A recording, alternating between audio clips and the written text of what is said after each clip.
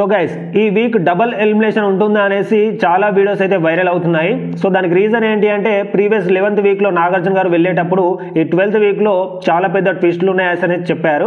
So అలా ట్విస్టులు ఉంది అని చెప్పినప్పుడు సో చాలా మెంబర్స్ కూడా మిడ్ వీక్ ఎలిమినేషన్ ఉంటుంది అనుకుంటున్నారు. బట్ సో ఇక్కడ మిడ్ వీక్ అయిపోయింది కాబట్టి అందరూ కూడా ఇక్కడ డబుల్ ఎలిమినేషన్ మీద అయితే పడ్డారు. సో మాక్సిమం నేనేమనుకుంటున్నానంటే ఈ వీక్ ఖచ్చితంగా డబుల్ ఎలిమినేషన్ ఉండదు అనుకుంటున్నాను. సో ఎందుకు అంటే సో ఇక్కడ మీరు చూసుకోండి, ఇప్పుడు ప్రజెంట్ అయితే హౌస్ మేట్స్ కౌంట్ వచ్చేసి టోటల్ గా మనకు 10 కంటెస్టెంట్స్ అయితే హౌస్ లో అయితే ఉన్నారు.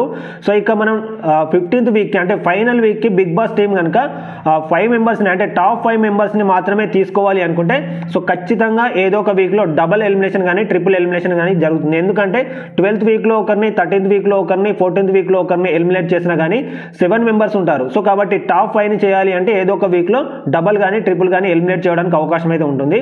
బట్ ఇక్కడ మాక్సిమం ఈ వీక్ లో మాత్రం చేయరు అనుకుంటున్నాను. ఎందుకంటే బిగ్ బాస్ టీమ్ ఆల్రెడీ ఈ సీజన్ 8 ని హిట్ చేయడానికి నానా ప్రయత్నాలు చేస్తుంది, శత విధాలా ట్రై చేస్తుంది. అయినా కానీ అనుకున్నంత రేటింగ్ అయితే రావట్లేదు, అనుకున్నంత టీఆర్పీ కూడా రావట్లేదు.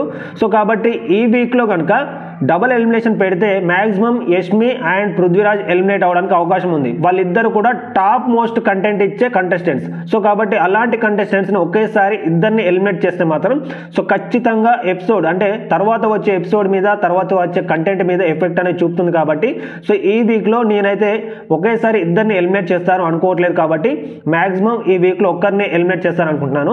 ఎందుకంటే తర్వాత వీక్స్ లో అంటే 13th లో కానీ 14th వీక్ లో డబుల్ ఎలిమినేషన్ ఉండొచ్చు అనుకుంటున్నాను. సో మాక్సిమం ఇదే జరుగుతుంది అనుకుంటున్నాను. ఒకవేళ నా తప్పై ఉండొచ్చు, జస్ట్ నేను గెస్ట్ చేస్తున్నాను అంతే.